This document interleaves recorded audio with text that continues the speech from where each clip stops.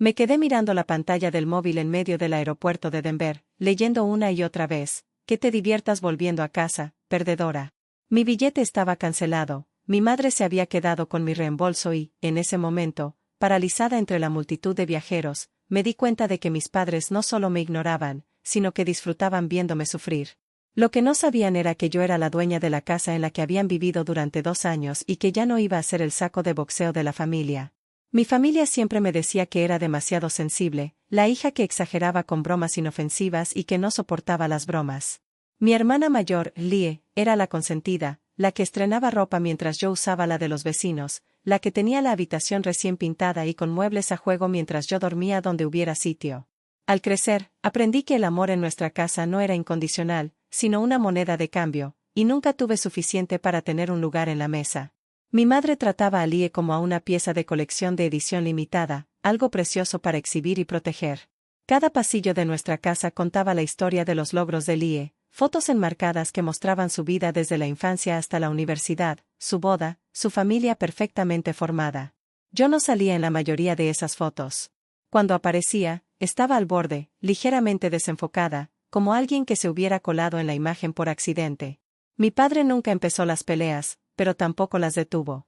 Se quedaba ahí parado, con los brazos cruzados, una sonrisa burlona en la comisura de los labios, cuando mi madre hacía comentarios hirientes sobre mi ropa, mis decisiones, mi existencia. Su silencio era un lenguaje propio, y lo que decía era claro: Lie importa, tú no. Esa complicidad silenciosa dolía más que los insultos directos de mi madre porque, al menos con ella, sabía a qué atenerme. Para cuando cumplí 17 años, ya me habían echado de casa 2 veces. La primera fue porque le contesté mal a mi madre cuando me dijo que no agradecía las pocas muestras de atención que me dedicaban. La segunda fue porque Lie se quejó de tener que compartir el baño, dijo que tardaba mucho en arreglarme por las mañanas y que hacía mucho ruido. En ambas ocasiones, me quedé afuera, en el frío invierno de Denver, con una bolsa de basura llena de ropa, mirando las luces cálidas de la casa a través de las ventanas y preguntándome qué tenía yo de tan malo para que mi propia familia pudiera hacerme esto. Esas noches me enseñaron algo crucial: si quería seguridad, estabilidad, una vida en la que no tuviera que disculparme por existir, tendría que construirla yo misma. Y así lo hice. Trabajé durante la secundaria y la universidad, cubriendo turnos que nadie más quería, estudiando planificación financiera en bibliotecas universitarias que olían a café quemado y alfombra vieja. Aprendí sobre inversiones, administración de propiedades, fideicomisos, todas las herramientas que la gente usa para generar riqueza discretamente. Años después, cuando por fin compré mi pequeño apartamento con vistas al lago, no era ostentoso ni impresionante según los estándares de nadie, pero era mío. El conserje sabía mi nombre. Mi hijo, de 6 años y dulce como me recordaba a mí misma, por fin tenía una habitación donde nadie le decía que se callara o que se apartara. Era la única persona en mi vida que nunca me hizo sentir que ocupaba demasiado espacio simplemente por existir. Mis padres nunca entendieron que mi distanciamiento no era rebeldía ni rencor, sino supervivencia. Incluso después de convertirme en consultora financiera, incluso después de construir una vida cómoda desde cero, me seguían tratando como la hija de repuesto, la que existía para que Lie luciera mejor en comparación. Lie seguía siendo la estrella, con su marido perfecto y sus redes sociales repletas de momentos familiares cuidadosamente planeados, y todos se desvivían por mantenerla feliz. Así que cuando ahorré para un viaje corto, solo unos días tranquilos donde nadie pudiera contactarme ni exigirme nada, no se lo conté a nadie. Ni a mi madre, ni a mi padre, y mucho menos a Lie. Solo quería espacio para respirar sin que nadie me recordara todo lo que supuestamente les debía por el privilegio de haber nacido en su familia. Pero en familias como la mía, los secretos no duran mucho. La mañana en que debía partir, reinaba una extraña calma. Le di un beso de despedida a mi hijo en la puerta, le prometí traerle algo pequeño de la tienda de regalos del aeropuerto y me dirigí al Aeropuerto Internacional de Denver. El aeropuerto era el caos habitual, con maletas rodando y viajeros medio dormidos comprando café a precios exorbitantes, y yo me integré perfectamente con mis vaqueros, un abrigo sencillo y el pelo recogido. Al llegar al mostrador de facturación, entregué mi documento de identidad y el código de confirmación, imaginando ya lo bien que me sentiría al apagar el móvil una vez embarcado. La agente escaneó mi billete, hizo una pausa y lo volvió a escanear. Frunció el ceño de esa forma tan característica que indica que algo va muy mal. Déjeme comprobar algo, dijo, mientras sus dedos se movían con rapidez sobre el teclado. Se me hizo un nudo en el estómago. ¿Pasa algo? Preguntó, girando ligeramente la pantalla hacia mí. Su boleto aparece como cancelado. El reembolso se procesó hace aproximadamente una hora. La palabra, cancelado, me impactó profundamente. No, eso no es posible. Yo no cancel nada. Parecía incómoda. El reembolso se hizo a una tarjeta que termina en 4401. Sabía perfectamente de quién era la tarjeta. De mi madre. Le di las gracias a la gente y me hice a un lado. El terminal, de repente, estaba demasiado ruidoso y brillante. Mi móvil vibró en el bolso. Lo saqué y vi un mensaje de mamá: que te diviertas volviendo a casa, perdedora. Solo esa palabra, perdedora, afilada como un cristal roto, sin emojis para suavizarla, sin fingir que era una broma. Otra vibración, esta vez de papá: disfruta de tu pobreza. Coge el autobús, como deberías. Me quedé allí, mirando fijamente el teléfono, mientras los viajeros fluían a mi alrededor como un río. No era solo el billete cancelado, ni siquiera los insultos. Era la certeza absoluta de que mis padres no me trataban mal por costumbre o indiferencia, sino que lo disfrutaban. Querían verme débil y luchando por sobrevivir. Necesitaban que estuviera por debajo de ellos para sentirse bien consigo mismos. Salí de la terminal al aire frío, con las manos temblando mientras intentaba abrir una aplicación de transporte. Antes de que pudiera terminar de escribir mi dirección, un sedán blanco se detuvo y el conductor se asomó por la ventanilla. ¿Estás bien? Pareces como si te hubiera caído un piano encima. Solté un suspiro que casi fue una risa. Casi. Un mensaje de texto. Asintió como si hubiera vivido lo suficiente como para entender. Sube. Ya terminé mi turno, pero pareces necesitar estar en cualquier otro lugar menos aquí. Se llamaba Harvey y llevaba años conduciendo en Denver. Mientras conducíamos, me encontré contándole todo: la multa anulada, los mensajes, los años que había aguantado comentarios a los que debería haber gritado. Cuando por fin aparcó cerca de un tranquilo parque de la ciudad, apoyó las manos en el volante. La gente finge que la crueldad es amor todo el tiempo, dijo con suavidad. Eso no lo convierte en verdad. Miré la luz invernal que se filtraba entre las ramas desnudas de los árboles y saqué el móvil de nuevo, pero no para leer sus mensajes. Abrí una carpeta que había mantenido oculta durante años, etiquetada con nombres inocuos como opciones y pagos. Dentro estaban los registros de cada pago de alquiler atrasado, cada infracción, la escritura fiduciaria que me nombraba propietaria de la casa en la que mis padres habían vivido durante casi 2 años. No tenía ni idea. Por primera vez esa mañana, me susurré a mí misma: la ira ya no me consume. Mi agiriza. Cuando Harvey me dejó en mi edificio, el frío matutino se había vuelto intenso y nítido. Entré al vestíbulo de mi condominio, colgué mi abrigo y me senté a la mesa de la cocina con mi computadora portátil. La carpeta titulada Opciones seguía donde la había dejado, un archivo silencioso de la vida sobre la que mi familia nunca se molestó en preguntar. La abrí y la pantalla se llenó de años de documentos, notas de inversión, pagos de propiedades, la escritura fiduciaria. Deslicé la pantalla lentamente, asimilando la realidad que había construido mientras ellos se dedicaban a ignorarme. Cada página me recordaba que había logrado algo extraordinario sin su aprobación ni permiso. Creían que vivía en la pobreza porque conducía un coche viejo y vestía ropa sencilla. Jamás imaginaron que mantenía mi vida en secreto precisamente para protegerla de ellos. Pero esos mensajes en el aeropuerto dejaron algo dolorosamente claro: protegerme ya no bastaba. Necesitaba proteger a mi hijo. Necesitaba dejar de fingir que su crueldad era algo que podía superar con el tiempo o que podría soportar. Los recuerdos afloraron, inoportunos pero vívidos. Lee empujándome hacia la puerta una noche de invierno porque a su novio no le gustaba que hubiera gente alrededor. Mi madre diciéndome que dejara de ser dramática mientras yo estaba afuera, en el frío. Mi padre dándole dinero a Lee para la universidad mientras me sermoneaba sobre ganarme las cosas honradamente. Abrí otro archivo, una serie de grabaciones que había hecho la última vez que pasé por su casa. Había guardado un pequeño monitor para bebés en mi bolso porque no me fiaba de dejar mis cosas sin vigilancia cerca de ellos, y había captado su conversación. Cuando reproduje el primer fragmento, sus voces llenaron mi silenciosa cocina. Se cree superior a nosotros, dijo mi madre. Cancélalo. Dale una lección. Mi padre añadió: puede coger el autobús. Siempre se comporta como si tuviera problemas. Quizá debería tenerlos de verdad alguna vez. Siguieron riendo, con una risa ligera y despreocupada, como si hablaran de molestar a un desconocido, no a su hija. Me recosté, dejando que la ira se calmara, ya no ardiente y descontrolada, sino fría y precisa. No iba a enfrentarlos con insultos. No iba a igualar su crueldad. Iba a usar precisamente lo que más subestimaban de mí, mi preparación, mi planificación, mi negativa a ser la persona que insistían en que era. Por la tarde, ya había redactado 3 avisos de desalojo, uno para cada adulto que vivía en la casa. Revisé minuciosamente cada detalle, los términos del contrato de arrendamiento, el historial de pagos, las anotaciones de infracciones, cada firma que habían garabateado sin leer la letra pequeña. Todo estaba impecable. Mientras el sol se ponía tras el lago que se veía desde mi ventana, tiñendo el cielo de tonos dorados y rosados, metí los avisos en un sobre sin marcar. Esta vez tenía buen pulso. Durante años me dijeron que era demasiado blanda, demasiado callada, demasiado dispuesta a perdonar. Quizás tenían razón sobre cómo había sido. Pero la dulzura no es debilidad, no cuando finalmente decide tomar las riendas. Dejé el sobre en la encimera, respiré hondo y dije a la habitación vacía, no vuelvo como su hija. Vuelvo como su casera.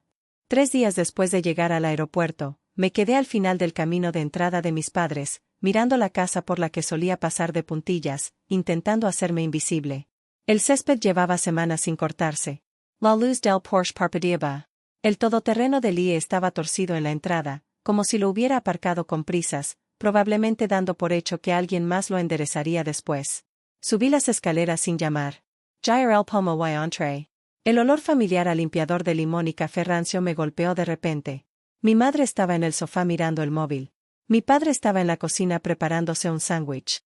Lie estaba sentada en la isla limándose las uñas, aburrida y cómoda en una casa que no era la suya. Mi madre fue la primera en levantar la vista. ¿Qué haces aquí?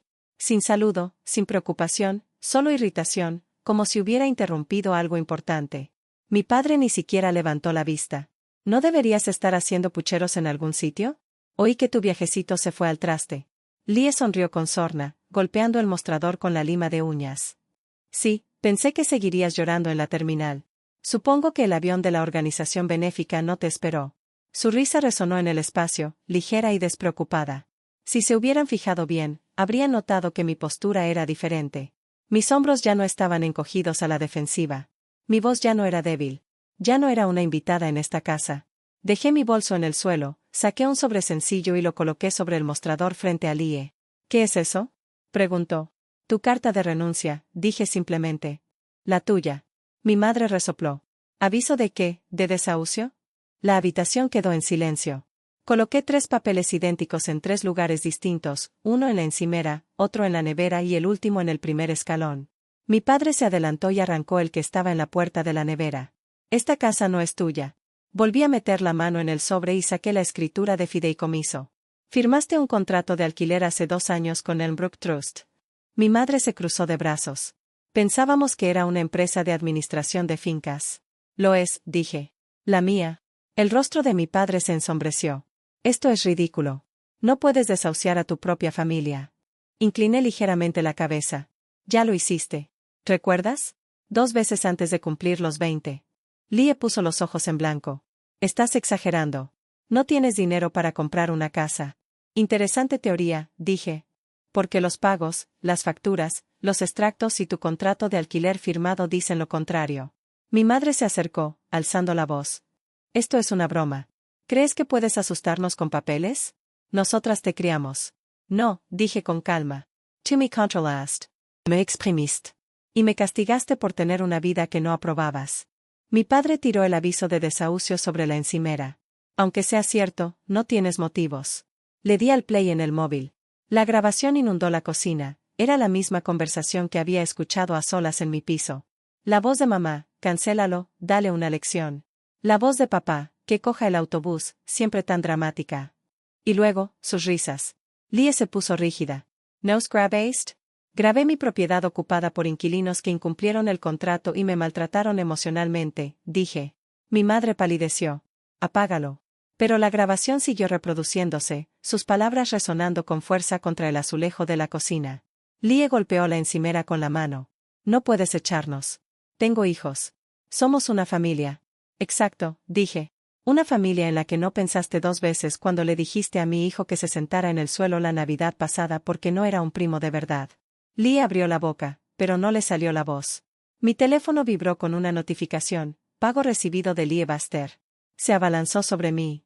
Dijiste que el alquiler se había retrasado. Así es, dije. A menos que te disculparas por reírte cuando me caí por las escaleras con los regalos para tus hijos. Apretó la mandíbula. Eres increíble. No, dije en voz baja. Soy coherente. Mi padre lo intentó de nuevo. ¿A dónde esperas que vayamos? Te di un aviso por escrito con 60 días de antelación, dije. Lo ignoraste. Debes 3 meses de alquiler y me enviaste esos mensajes. Lo miré a los ojos. Si cualquier casero recibiera esos mensajes de un inquilino, sabes perfectamente lo que pasaría. Nos estás castigando por una broma, espetó Lie. No era una broma, dije. Era una confesión. Mi madre se agarró al mostrador para no caerse. Lucía, sé razonable. ¿Razonable? Rapidly. Cancelaste mi billete. Me llamaste perdedora. Me dijiste que me fuera andando a casa, y encima te gustó. La voz de mi padre se quebró un poco. ¿De verdad vas a hacer esto? Abrí el sobre por última vez, saqué la última hoja y la coloqué en el centro de la isla. Se pusieron pálidos. Era la notificación formal de ejecución, el documento que autorizaba al sheriff a actuar. Esto ya está presentado, dije. Tienen 3 días. Mi madre negó con la cabeza, con lágrimas en los ojos, no de remordimiento sino de pánico. No queríamos hacerte daño. Sí, dije en voz baja. Sí que lo hicisteis. Simplemente no esperáis las consecuencias. Lie miró a su alrededor, sintiéndose de repente pequeña en la casa que había tratado como su reino. ¿Qué intentas demostrar? ¿Qué importo? Dije. Y que mi hijo se merece algo mejor que ver cómo tratan a su madre como a una sirvienta sin sueldo. Mi padre levantó las manos. Increíble. Tomé mi bolso. 3 días. El sheriff se encargará del resto. Al salir al porche, oí a mi madre susurrar, ¿qué te pasó? Me detuve en la puerta. Dejé de rogar por una mesa que yo pagaba. Luego me alejé mientras ellos se quedaban paralizados en el umbral, viendo cómo sus vidas finalmente les pasaban factura por las decisiones que habían tomado. 3 días pasaron más rápido de lo que ninguno de nosotros esperaba. El jueves por la mañana, un coche patrulla llegó a la calle, silencioso pero inconfundible. Mis padres estaban en el porche con cajas a medio empacar, con el rostro tenso por la incredulidad, como si el mundo les debiera una pausa que nunca llegó. Lie no estaba allí. Se había marchado la noche anterior, arrastrando las maletas por la entrada mientras discutía por teléfono con su marido sobre el dinero que había gastado sin avisarle. El sheriff los guió con calma durante el proceso, dándoles espacio para recoger sus últimas pertenencias. No hubo gritos, ni enfrentamientos dramáticos, solo el lento desmoronamiento de una familia que durante años había fingido que su crueldad era normal. Mi madre lo intentó por última vez, extendiendo la mano hacia mí mientras los transportistas sacaban sus cajas. Lucía, susurró, seguimos siendo tus padres. Retro City. Y sigo siendo la hija a la que nunca protegiste. Bajó la mirada, no hacia mí, sino hacia la casa que teníamos detrás, hacia lo que creía que conservaría para siempre. Cuando todo estuvo recogido, le dejé al sheriff un sobresellado para que lo metiera dentro. Dentro había una foto mía con mi hijo sonriendo. En el reverso, una frase, esta es la familia que elijo. Cuando por fin regresé a mi apartamento esa noche, el lago que veía por la ventana estaba en calma y brillante, reflejando una paz que no había sentido en años. Mi teléfono vibró una vez con un mensaje sin leer de Lie, pero no lo abrí. No hacía falta. El aeropuerto, el billete cancelado, los insultos, todo me había llevado hasta allí, al momento en que dejé de permitir que su versión de familia definiera mi valía.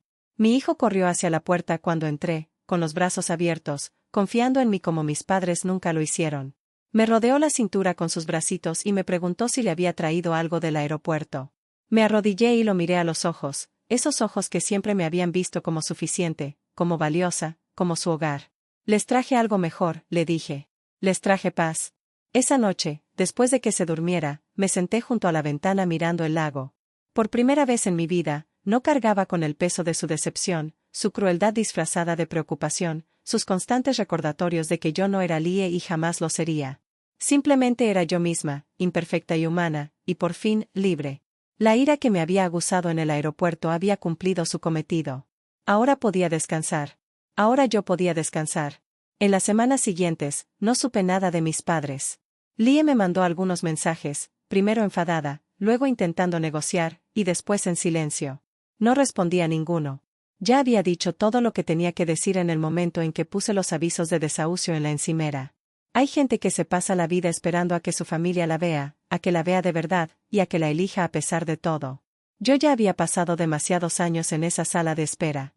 Mi hijo empezó a dormir mejor. Dejó de preguntar por qué los abuelos nunca querían que se sentara a la mesa con los demás.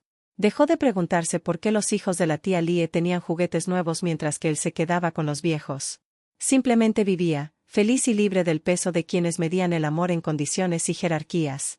Solo eso hizo que cada decisión difícil valiera la pena. A veces pienso en aquella mañana en el aeropuerto, paralizada con el teléfono en la mano, leyendo esas palabras crueles. En ese momento, tenía una opción.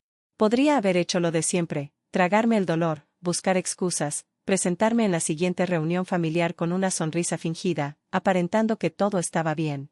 Pero algo dentro de mí se rompió, o quizás sanó. Elegí otro camino.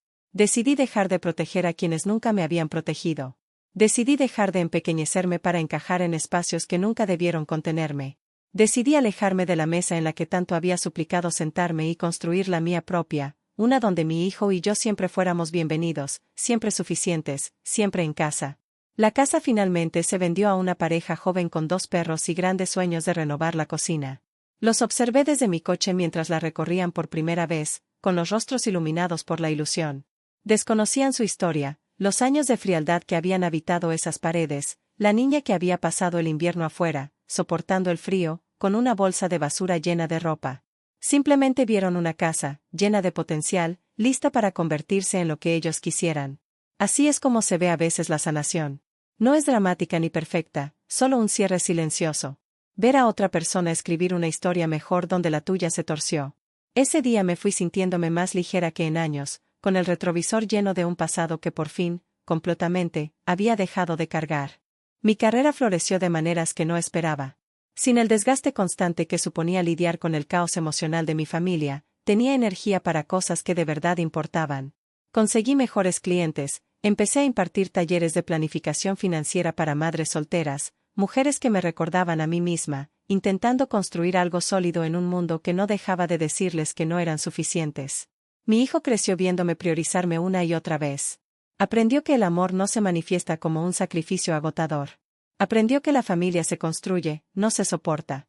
Aprendió que alejarse de la crueldad no es debilidad, sino el acto de mayor valentía. Son lecciones que yo no aprendí de niña, pero me aseguré de que él sí. En su 7º cumpleaños, preguntó si podíamos invitar a los abuelos a comer pastel. Se me paró el corazón por un instante. Luego dijo, ¿sabes? Harvey, tu amigo que conduce. Y tal vez la señora Chen de abajo. Siempre pregunta por mí. Lo abracé fuerte, conmovida por la sencillez de su comprensión. Las personas que venían, que preguntaban por él, que lo veían, eran sus abuelos en todo lo que importaba. Tuvimos la mejor fiesta de cumpleaños. Harvey trajo globos. La señora Chen preparó sus famosos dumplings. Mi hijo sopló las velas rodeado de gente que quiso estar allí, que quiso celebrarlo, no por lazos de sangre, sino porque de verdad lo quería. Le saqué una foto a ese momento. Todos estábamos apiñados alrededor de la mesa, riendo. Esa es la foto que tengo ahora en mi escritorio. A veces me preguntan si me arrepiento, si desearía haber intentado con más ahínco que mi relación con mi familia funcionara. La pregunta siempre me sorprende porque la respuesta es muy clara. No me arrepiento de haber protegido mi paz. No me arrepiento de haberle enseñado a mi hijo que se merece algo mejor. No me arrepiento de haberme alejado de quienes solo me valoraban cuando yo era inferior a ellos. Lo único que lamento es no haberlo hecho antes. Mi madre intentó contactarme una vez, aproximadamente un año después. Llegó una carta sin remitente, 3 páginas escritas a mano que comenzaban con «he estado pensando», y terminaban con «seguimos siendo tu familia». La leí una vez, la volví a meter en el sobre y la tiré. Algunas puertas, una vez cerradas, deben permanecer así. No por rencor, sino por instinto de supervivencia, por respeto a la paz que tanto te costó construir. Lo que pasa al alejarse de una familia tóxica es que la gente siempre opinará. Dirán que eres demasiado duro, demasiado implacable, que la sangre tira. Te dirán que algún día te arrepentirás, que solo tienes una familia. Pero esa gente no sabe lo que es ser el hijo que nunca fue suficiente, el que pasó toda su vida intentando ganarse un amor que debería haber sido dado libremente. He aprendido que quienes te juzgan por irte suelen ser quienes nunca han tenido que tomar esa decisión. Nunca han estado a la intemperie, pasando frío, con una bolsa de basura llena de ropa. Nunca les han cancelado el billete por despecho. Nunca les han llamado perdedores quienes se suponía que debían protegerlos. Así que dejé de dar explicaciones a quienes estaban empeñados en malinterpretarme. En estos días, mi vida es tranquila, en el mejor sentido. Mi hijo y yo tenemos la tradición de desayunar panqueques los sábados por la mañana. Paseamos junto al lago y hablamos de todo y de nada. Me cuenta sobre la escuela, sobre sus amigos, sobre el libro que está leyendo. Lo escucho sin la constante ansiedad de fondo, sin preguntarme cuándo estallará la próxima crisis familiar.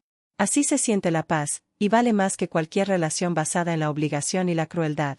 Sigo haciendo el trabajo que me apasiona, ayudar a las personas a alcanzar la seguridad financiera y la independencia. Pero ahora también soy voluntaria, impartiendo talleres sobre límites y autoestima, y hablando con personas atrapadas en el mismo ciclo del que yo escapé. Les cuento lo que Harvey me dijo aquel día: la gente finge que la crueldad es amor constantemente, pero eso no la convierte en verdad. Observo cómo cambia su rostro al asimilar esa verdad, al darse permiso para desear algo mejor, para exigir algo mejor, para alejarse si no es posible. La mujer en la que me he convertido no es la que mis padres querían. No es callada ni sumisa. No se disculpa por ocupar espacio.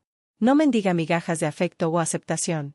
Conoce su valor, le enseña a su hijo el suyo y se niega a conformarse con menos. Esa mujer siempre estuvo dentro de mí, esperando el momento en que finalmente la eligiera. Esa mañana en el aeropuerto, leyendo esos mensajes crueles, finalmente lo hice. Así que, si estás leyendo esto y te encuentras en una encrucijada, preguntándote si tienes el valor suficiente para alejarte de una familia que te lastima, déjame decirte lo que me hubiera gustado que alguien me dijera hace años. No eres demasiado sensible. No estás exagerando. No estás siendo dramática. Simplemente te niegas a aceptar la crueldad disfrazada de amor, y eso es lo más razonable del mundo. El camino tras la partida no es fácil. Habrá momentos de duda, momentos en los que te preguntarás si tomaste la decisión correcta, momentos en los que la soledad será abrumadora. Pero al otro lado de esa dificultad hay algo extraordinario: tú mismo, íntegro y libre de cargas. Una vida construida a tu manera. Mañanas que no empiezan con temor. Relaciones basadas en el cariño genuino en lugar de la obligación. Eso no solo merece la pena luchar por ello. Eso lo vale todo. Mi historia no terminó con venganza, ni reivindicación, ni viendo cómo mi familia se desmoronaba. Terminó con algo más silencioso y poderoso: mi hijo y yo, construyendo una vida que amamos, rodeados de personas que nos eligieron. El billete cancelado en el aeropuerto fue el comienzo, pero esta vida tranquila y sencilla, llena de amor genuino, es el destino. Y valió la pena cada paso difícil que di para llegar hasta aquí.